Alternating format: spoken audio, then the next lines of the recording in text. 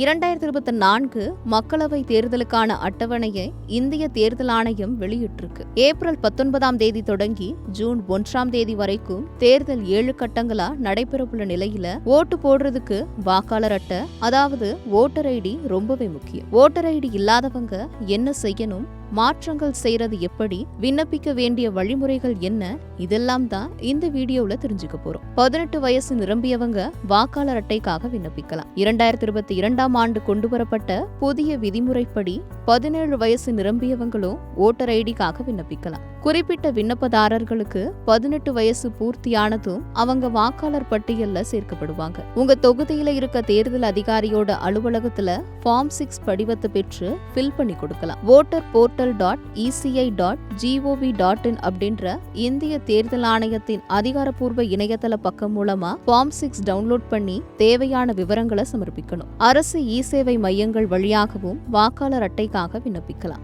Google play ஸ்டோர்ல இருக்க voter helpline ஆப்லையும் voter ஐடிக்காக ஈஸியா அப்ளை பண்ணலாம். உங்க பெயரை வாக்காளர் பட்டியல்ல இருந்து நீக்கணும் அல்லது ஏதாவது ஆட்சேபனை இருக்குன்னா ஃபார்ம் 7 ஃபில் பண்ணணும். ஒரே சட்டமன்ற தொகுதிக்குள்ள அட்ரஸ் மட்டும் சேஞ்ச் பண்ண ஃபார்ம் 8 பூர்த்தி செய்யணும். குறிப்பிட்ட சேவைகளை அரசு இ-சேவை மையங்கள், மாவட்ட ஆட்சியர் அலுவலகம், வட்டாட்சியர் அலுவலகம், கிராம நிர்வாக அலுவலர் அலுவலகம் மாதிரியான இடங்கள்ல பெறலாம். வாக்காளர் அட்டைக்காக விண்ணப்பித்த பிறகு குறிப்பு எண் வழங்கப்படும். அந்த நம்பரை வச்சு உங்க விண்ணப்பம் எந்த நிலையில இருக்குன்னு தெரிஞ்சுக்கலாம். விவரங்கள் சரிபார்க்கப்பட்ட பின் உங்க வீட்டு முகவரிக்கே வாக்காளர் அட்டை அனுப்பி வைக்கப்படும். ஆவணங்கள் எல்லாம் சரியாயிருக்கும் பட்சத்துல புதுப்பிக்கப்பட்ட முகவரி அச்சிடப்பட்ட ஓட்டர் ஐடி கிடைச்சிடும். அதே போல வாக்காளர் அட்டையில் பெயர், வயது, முகவரி, புகைப்படம், பிறந்த தேதி, தந்தை அல்லது கணவர் பெயர், பாலினம் ஆகிய விவரங்கள் தவறு அச்சிடப்பட்டு இருந்தாலும் ஃபார்ம் 8 தான் பூர்த்தி செய்யணும். இந்த விவரங்களை